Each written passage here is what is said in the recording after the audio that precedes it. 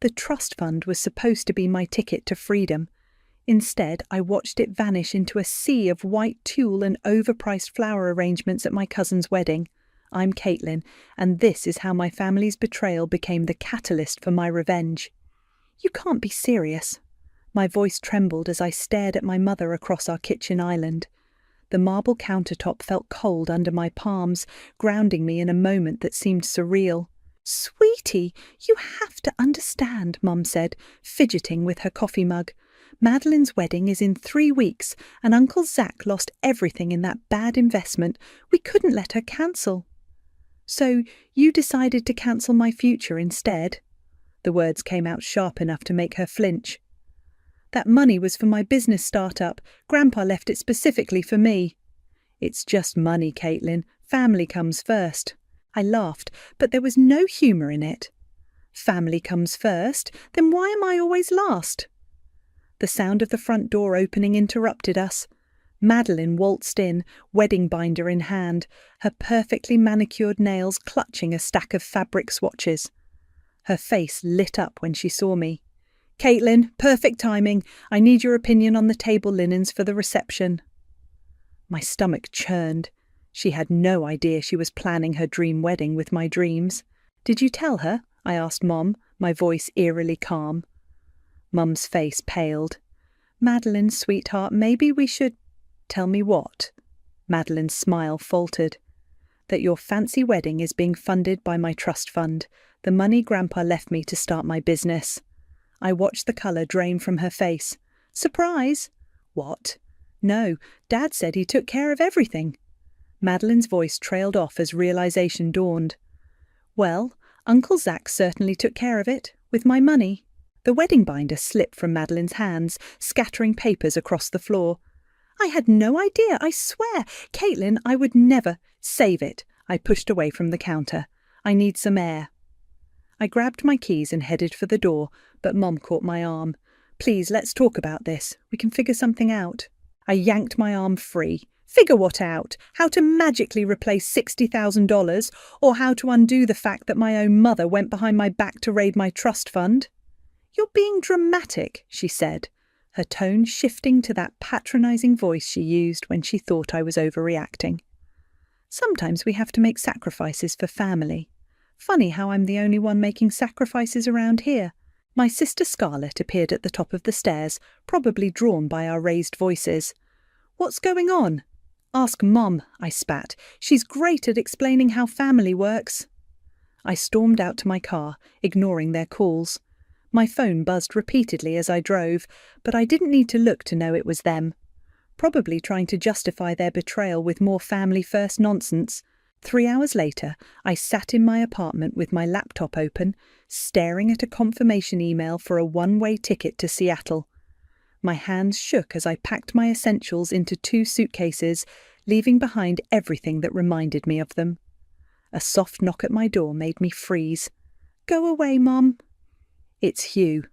I hesitated before opening the door. My cousin Hugh, Madeline's brother, stood there looking uncomfortable. I heard what happened. "Come to defend your sister?" He shook his head. "What they did was wrong. Dad should have never asked for your money, and Aunt Solstice should have never agreed." "But they did."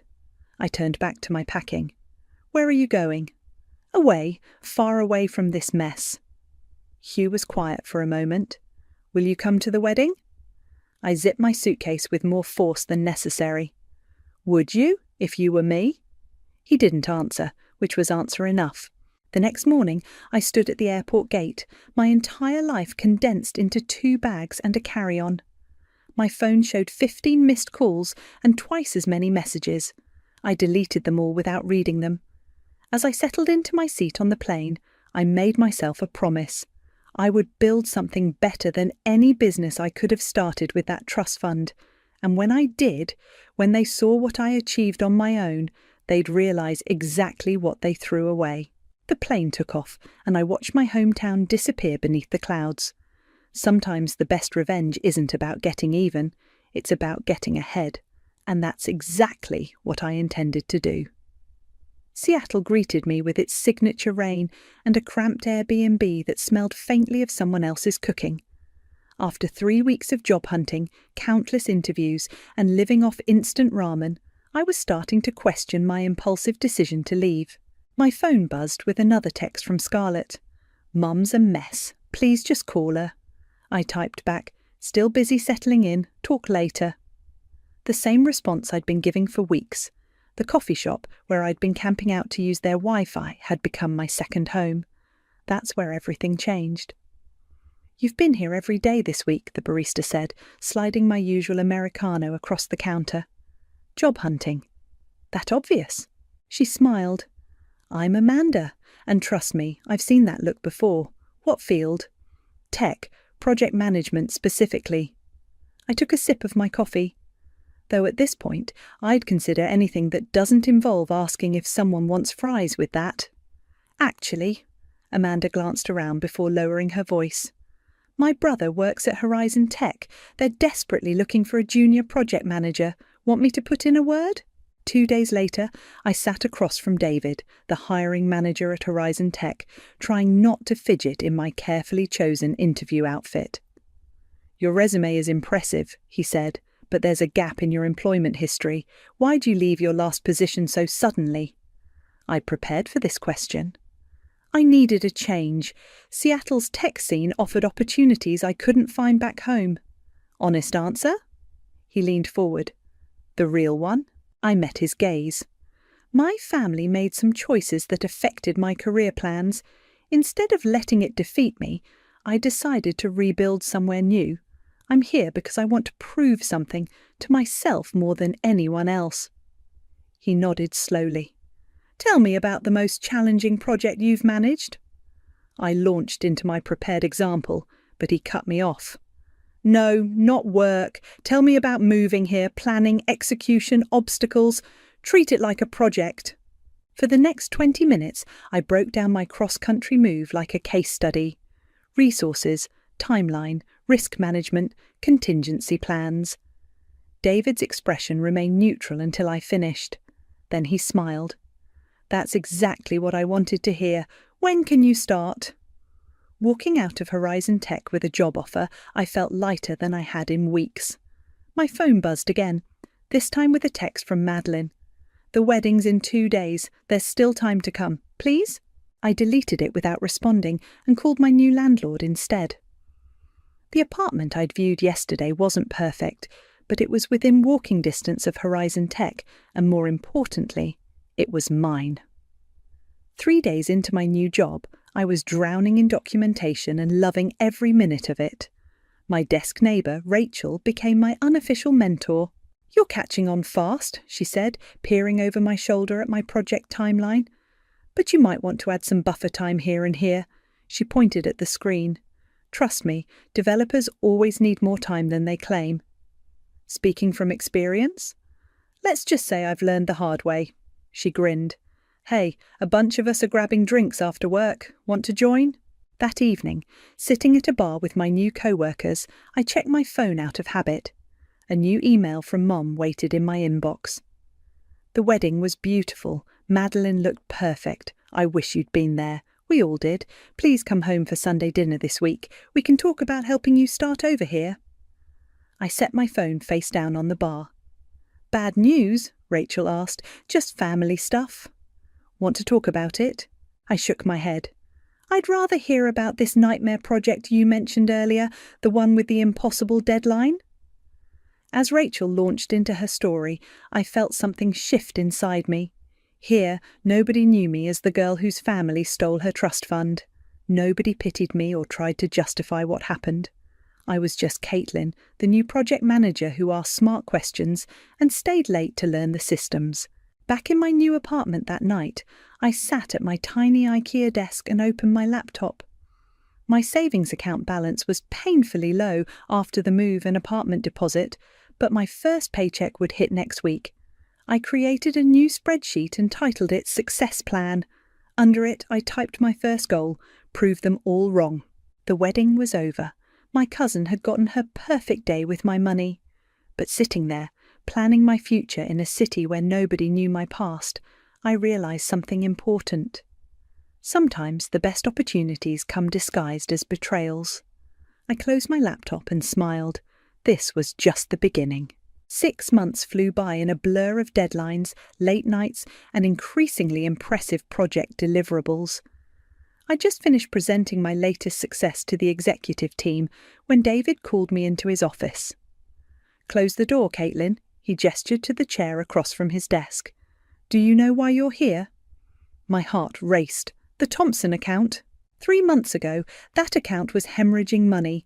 Today, they're our biggest success story. He slid a folder across his desk. "Which is why I'm recommending you for senior project manager." I stared at the folder. "But that position usually requires 5 years of experience. Yeah, but you've accomplished more in 6 months than most people do in 3 years. He leaned back. "The promotion comes with a substantial raise. Think you can handle it?" I thought about the trust fund, about how my family had thought I couldn't handle running my own business. When do I start? Later that evening, my phone lit up with Scarlett's face. Unlike the rest of the family, I still answered her calls. "You'll never believe what happened," she said, her voice tight with excitement. "What's up?" "I'm engaged. Jake proposed last night and—" She paused. "And I want you to be my maid of honor." The irony wasn't lost on me. "Scarlett, before you say no, hear me out. This isn't like Madeline's wedding. Jake and I are paying for everything ourselves. We're keeping it small, intimate." She took a breath. "And I miss you, Kate. We all do." "I got promoted today," I said instead of addressing the wedding. "Senior project manager." "That's amazing. Mum will be so—" "Don't tell her," I cut in, "or anyone else." Silence filled the line. "They feel terrible, you know, especially after what happened with Uncle Zach's business." "What happened?" "You haven't heard? The whole thing collapsed. They're selling their house. Madeline and her husband moved back in with Uncle Zach and Aunt Diana." I let that sink in. Karma had a weird sense of humour. "Caitlin?" Rachel stuck her head into my office. "Client call in 5 minutes. "I have to go," I told Scarlett. "About the wedding. Let me think about it." The next morning, I arrived early to find David waiting by my office. "Remember that impossible project I mentioned yesterday?" He didn't wait for my response. "It just became more impossible. Client wants to move the deadline up by 6 weeks. I smiled. "Give me an hour to revise the timeline." "That's why you're the best." He turned to leave, then paused. "Oh, and your new salary takes effect immediately." I pulled up my banking app during lunch. The numbers made me blink twice. My new monthly salary was more than what remained of my trust fund would have been. Rachel dropped into the chair across from my desk with 2 coffees. "Celebrating the promotion?" "Something like that." I closed the app. "My sister just got engaged." "That's great. When's the wedding?" "I don't know if I'm going." Rachel raised an eyebrow. "Family drama?" "You could say that." I took a sip of coffee. The last wedding I was supposed to attend didn't end well. "Want to talk about it?" For the first time since arriving in Seattle, I did. I told her everything. The trust fund, the betrayal, my escape. "Damn," she said when I finished. "No wonder you work like you have something to prove." "Is it that obvious?" "Only to someone who recognizes the signs." She smiled. "I did the same thing after my divorce, threw myself into work, avoided anything that reminded me of my ex. It worked until it didn't." "What do you mean?" "At some point you have to decide if you're working this hard for yourself or to prove them wrong. One drives you forward, the other just keeps you angry." Before I could respond, my phone buzzed. A text from an unknown number. "Hey, it's Hugh. Got your number from Scarlett. We need to talk about the family. It's important." I showed Rachel the message. "Looks like the universe is trying to tell you something," she said. "Yeah, that karma's real." I put my phone away. "The family that took my trust fund is in financial trouble. Poetic, right?" Rachel stood, gathering her empty coffee cup.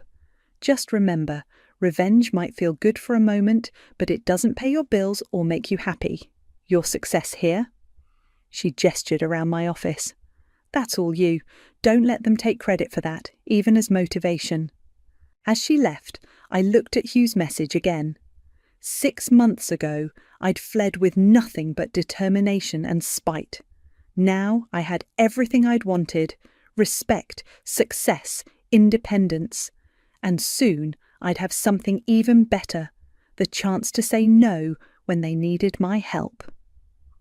The call from Uncle Zach came on a rainy Tuesday evening, just as I was leaving the office. "Caitlin?" His voice sounded older, more strained than I remembered. "Do you have a minute?" I sat back down at my desk. "I'm surprised you still have my number." "Look, I know I'm probably the last person you want to hear from," he cleared his throat, "but we need your help." "We?" "The family. Things haven't been good since you left." I laughed softly. "And whose fault is that?" "Mine." The admission caught me off guard. I made a terrible mistake with your trust fund, and then I made an even worse one with our family business. I heard about that. I kept my voice neutral. "Scarlett mentioned you're selling the house." "We have to. The bank's foreclosing next month." A pause. Madeline and Tom moved back in. They couldn't afford their rent after everything. "That must be awkward," I said, thinking of their lavish wedding. "All those expensive wedding gifts crammed into your guest room." He ignored the jab. "We need a loan, Caitlin, just enough to keep the house until I can sort things out." "How much?" $50,000. I nearly dropped my phone. "That's less than what you took from me." "I know," his voice cracked. "And I'll spend the rest of my life making it up to you, but right now we're desperate." Rachel appeared in my doorway, coat in hand. She mouthed, "Dinner?" but I shook my head. "Why me?" I asked. "Why not ask Mom?" "Solstice." He sighed. "She's not in a position to help. None of us are. But Scarlett mentioned you got a good job in Seattle." "Of course she did." "I'll think about it." "Please, Caitlin, we can set up a payment plan." "I said I'll think about it." I hung up before he could respond. Rachel was still waiting. "Everything okay? Remember when we talked about karma?" I grabbed my coat. "Let's get dinner. I need advice." Over Thai food, I told her about the call. She listened without interrupting, using her chopsticks to push rice around her plate. "So," she said finally, "what are you going to do?" Part of me wants to tell them to figure it out themselves. I stabbed at my pad thai. Like I had to. And the other part? Wants to help, then hates myself for wanting to help. My phone buzzed. A text from Madeline. "Uncle Zach told me he called you. I know I have no right to ask for anything, but please help us. I'm pregnant, Caitlin. I can't raise a baby in a motel." "Wow," Rachel said, reading over my shoulder. "They're really pulling out all the stops." "You think she's lying?" "Does it matter? Either way, it's manipulation." I pushed my food away. "What would you do?" "I'd invite them to visit." She held up a hand when I started to protest. "Hear me out. Right now, they're imagining you in some entry-level job, barely getting by. They're asking for help because they don't know you don't need them anymore. Show them." "You want me to rub my success in their faces?" "I want you to make an informed decision. See them face to face. Let them see what they lost when they betrayed you." She grinned. "Plus your new place is gorgeous. The view alone might give Uncle Zach a heart attack." She had a point. My recent promotion had allowed me to move into a luxury apartment overlooking the city. The rent was more than my parents' mortgage. I picked up my phone and typed, "Come to Seattle this weekend, all of you.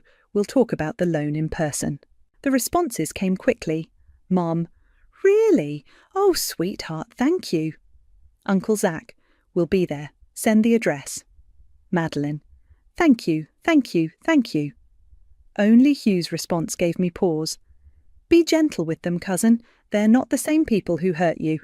I looked at Rachel. "Am I making a mistake?" "Depends on what you want out of this." She signalled for the check.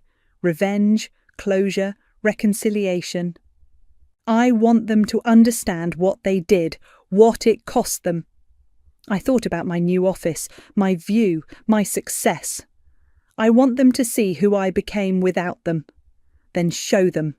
She handed her card to the waiter. Just remember what I said about working for yourself, not against them.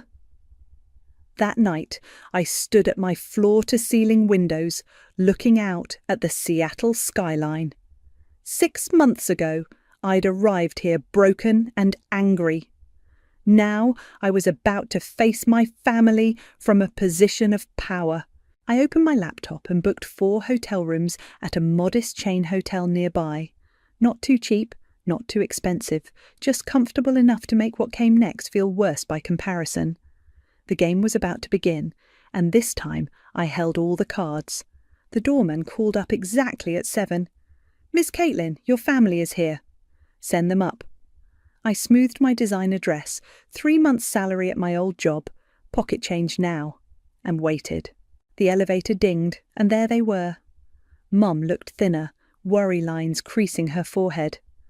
Uncle Zach's confident swagger had vanished, replaced by stooped shoulders and a grey pallor. Madeline's expensive highlights had grown out, showing mousy brown roots. Hugh hung at the back, watching me carefully. "This is... wow." Mom stepped into my apartment, eyes wide. "Honey, this is incredible." "Nice view," Hugh said quietly. Madeline pressed her hand against the floor-to-ceiling windows. "You can see the whole city from here. Would anyone like a drink?" I moved to my wine fridge. "I have an excellent Cabernet, though water for you, Madeline, given your condition." She flushed, one hand moving to her still flat stomach. "You heard? You texted me, remember?" I poured the wine, watching their reflections in the window. 3 months along, is it? 2, she mumbled, accepting a water glass. I handed Uncle Zach his wine, noting how his hand trembled slightly. "Shall we sit? We have a lot to discuss." They settled onto my Italian leather sectional, another recent splurge. Mum kept touching things, as if confirming they were real. "You've done well for yourself," Uncle Zach said, attempting his old authoritative tone. "I have." I sat across from them. "No thanks to any of you." The silence that followed was deafening. "Caitlin," Mum started, "we know we hurt you." "Do you?" I set my wine down. "Do you know what it's like to start over with nothing? To eat ramen for weeks because you can't afford real food? To wonder if you've made the biggest mistake of your life?" "We never meant," Madeline began, "to steal my trust fund, to destroy my dreams, to betray me." Each question made them flinch. "What exactly didn't you mean to do?" Hugh leaned forward. "We're here to make it right." "With what money?" I laughed. "The business is gone. The house is being foreclosed. Madeline's living in your old bedroom with a baby on the way. What exactly are you offering?" "Our apology," Mum whispered, "for everything." I stood and walked to the windows, looking out at my city. "Did you know I'm a senior project manager now, youngest in the company's history?" "That's wonderful," Mum said, hope creeping into her voice. "My salary is triple what that trust fund was worth." I turned to face them. "I did that without your help, without your support, without your belief in me." Uncle Zach set his untouched wine down. "We need $50,000, Caitlin. We can work out a payment plan." "Like you did with my trust fund?" The words came out sharp as knives. "How did that work out?" Madeline started crying softly. Mum moved to comfort her, but she shrugged away. "No, Mom, Caitlin's right." Madeline wiped her eyes. "We took everything from her, and now we're here asking for more."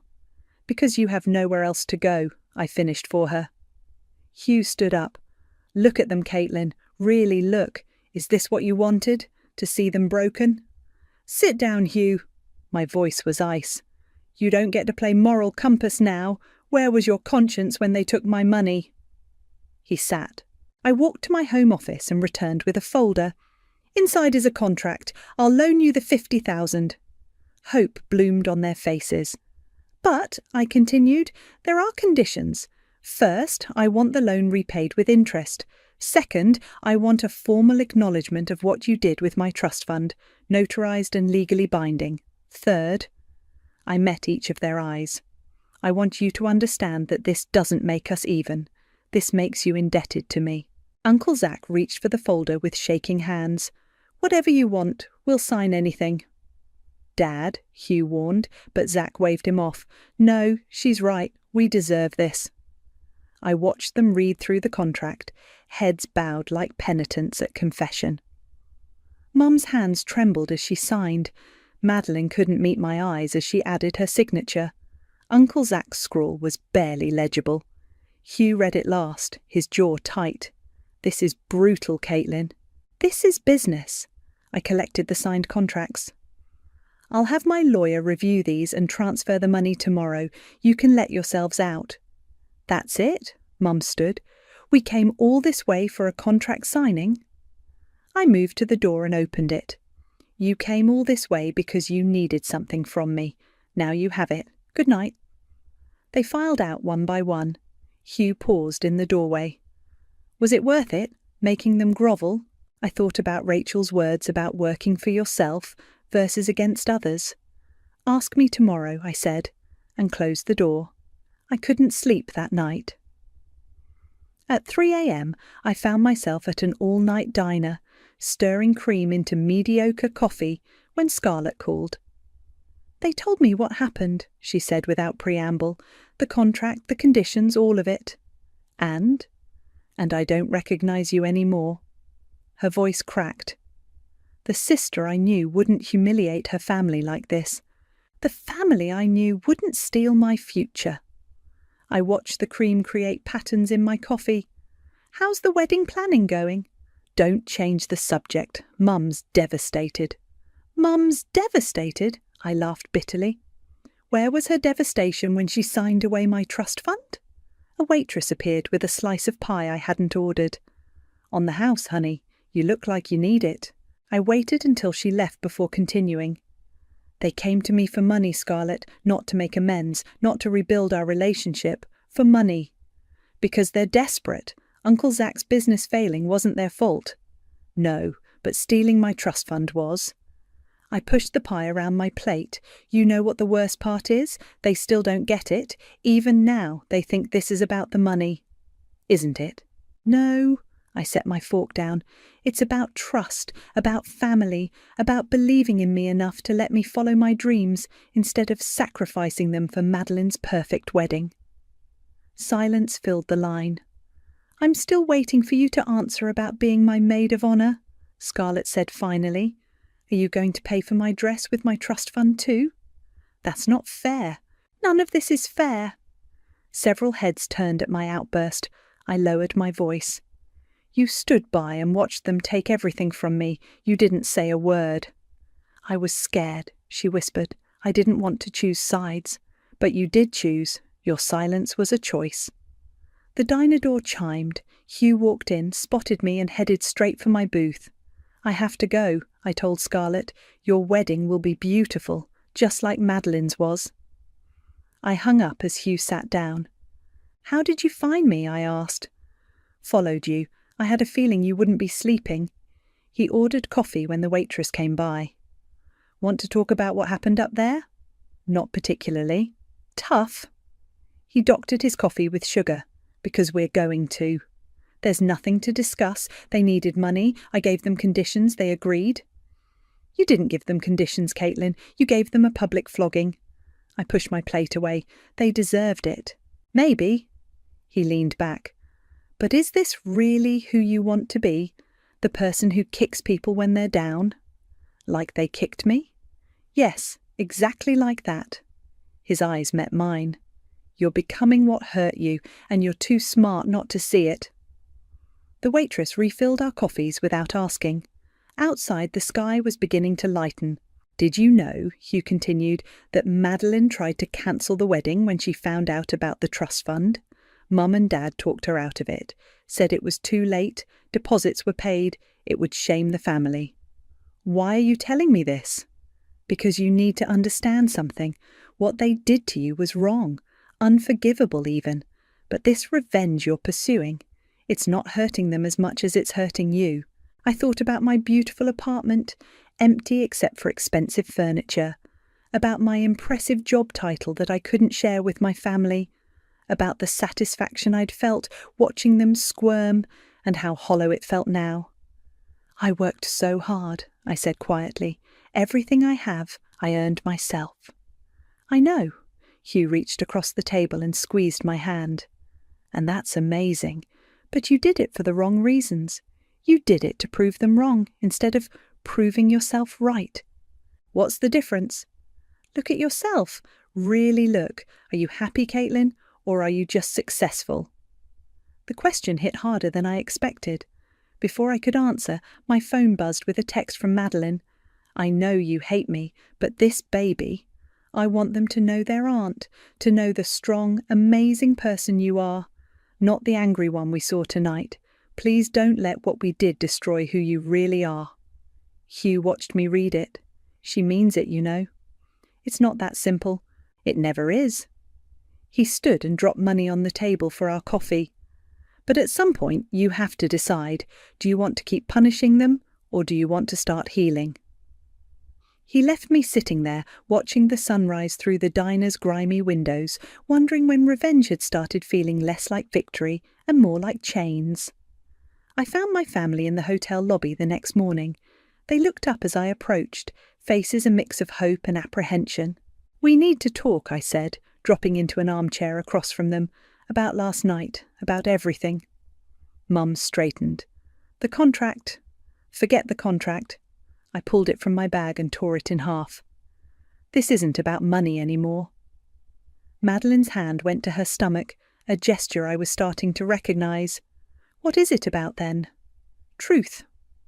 I looked at each of them. "I want you to tell me why, not excuses, not justifications, why you really did it." Uncle Zach spoke first. "I was desperate. The business was failing, and Madeline's wedding. I convinced myself it was temporary, that I'd pay it back before you ever knew. But you didn't." "No." He looked down, "and when you found out, I was too ashamed to face it." "Mum?" She twisted her wedding ring, a nervous habit I remembered from childhood. "I thought I was protecting the family, keeping peace. I told myself you were young, that you'd have other opportunities." Her voice cracked. "I was wrong, so terribly wrong." "Madeline?" My cousin wiped tears from her cheeks. "I was selfish. When Dad said he'd handle the costs, I didn't ask questions. I didn't want to know. And then when I found out..." She met my eyes. "I should have cancelled everything. Instead, I let them convince me it was too late." "It's never too late to do the right thing," I said quietly. Hugh, who'd been silent until now, leaned forward. "Your turn, Caitlin. Tell them the truth about Seattle." They all looked at me expectantly. "When I left, I was broken." The words came slowly. Not because of the money, but because my family, the people I trusted most, didn't believe in me enough to let me follow my dreams. "That's not true," Mum protested, "isn't it? You took my trust fund because you didn't think my business would succeed, because Madeline's wedding was more important than my future." No one spoke. "So I came here angry, determined to prove you wrong, and I did." I gestured around us. "I built everything you saw last night from nothing, but you know what? It feels empty." "Because you did it for revenge," Hugh said softly. "Because I did it for revenge," I agreed. "And now I have everything I thought I wanted, except the one thing that mattered most." "What's that?" Madeline asked. "Family." The word hung in the air. Real family, the kind that believes in each other, supports each other, doesn't betray each other. Uncle Zach stood abruptly. "I'll sell my car. It's not much, but it's a start." "Sit down." I waited until he did. "I'm not finished." Mum reached for my hand, but I pulled back. "What you did was wrong. Not just taking the money, but the way you did it. The lies, the justifications, the silence." I took a deep breath. "But what I did last night, making you grovel, humiliating you, that was wrong too." "You had every right," Madeline said. "No, I had reasons but not rights. There's a difference." Hugh smiled slightly. "So what now?" I pulled out my checkbook. "Now, I'm going to help you save the house. No contracts, no conditions." "We can't accept," Uncle Zach started. "You can and you will." I wrote the check. Because that's what family does, but this time we do it right, with honesty, with respect, and with trust that needs to be rebuilt on both sides. Madeline burst into tears. Mum wasn't far behind. There are conditions, I added, holding the cheque just out of reach. Not legal ones, but important ones. They waited. First, we start therapy, family counselling, all of us. I looked at their surprised faces. Second, we talk about things. No more secrets, no more assumptions about what's best for everyone. And third, I turned to Madeline. I want to be part of my niece or nephew's life, really part of it. She launched herself at me, hugging me awkwardly around her barely there bump. Done, all of it, done. Mum joined the hug, then Uncle Zac. Hugh stood back, watching with satisfaction. One more thing, I said when they finally let go. I turned to Scarlett, who'd been quietly watching from the hotel entrance. Yes. Yes. She stepped closer. Yes, I'll be your maid of honour, but I'm picking my own dress this time. She laughed through tears and joined our group hug. As we stood there, holding each other in that hotel lobby, I realised something. Revenge might feel good for a moment, but reconciliation, real, honest, hard-won reconciliation, that feels good forever. So, Madeline sniffled, want to help me pick out baby names? For the first time in 6 months, my laugh was genuine. As long as you promise not to steal them. The morning sun streamed through my office windows as I reviewed the final payment notification from Uncle Zac. He'd insisted on repaying the loan, even though I'd told him it wasn't necessary. Small monthly transfers, never missing one, each with a note of gratitude attached. My phone buzzed with Madeline's latest ultrasound picture. "It's a girl," the message read. "Still voting for Caitlin as a name?" "Absolutely not," I texted back. "One Caitlin in the family is enough." Rachel appeared in my doorway with coffee. "Ready for the big presentation?" "Born ready," I gathered my materials. "But first I need your opinion on something." I pulled up a business plan on my screen, the same one I'd dreamed of funding with my trust fund, but better. Refined by experience, shaped by everything I'd learned. "A consulting firm?" Rachel leaned closer. "Wait, is this?" "The original dream, version 2.0. I scrolled through the projections. But this time I'm doing it right, building it alongside my job here, not rushing in blind. "Have you shown your family?" "Family therapy session tonight." I closed the laptop. Thought I'd bring it up then. The session was held in a warm office with comfortable chairs arranged in a circle. Dr. Martinez had been working with us for 3 months, helping us navigate the rebuilding of trust. "Caitlin," she said as we settled in, "you wanted to share something today?" I opened my laptop. "Remember my original business plan? The reason for the trust fund?" Mum tensed visibly. Uncle Zac looked at the floor. "I'm starting it." I turned the screen so they could see. "Not asking for money or support, just telling you, because that's what we do now. We share our dreams." "It's amazing," Scarlett said, scanning the numbers. "But can you manage this in your current job?" "That's the beauty of it. I'm not rushing this time, building slowly, learning from my mistakes and others." I looked at Uncle Zac.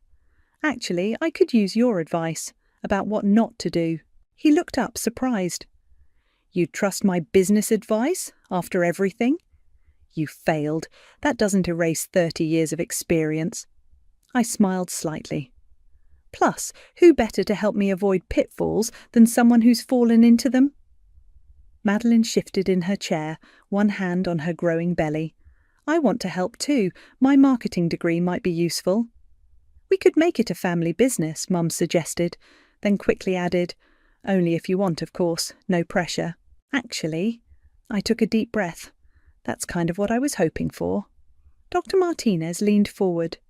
"This is a significant step, Caitlin. Are you sure you're ready to mix family and business again?"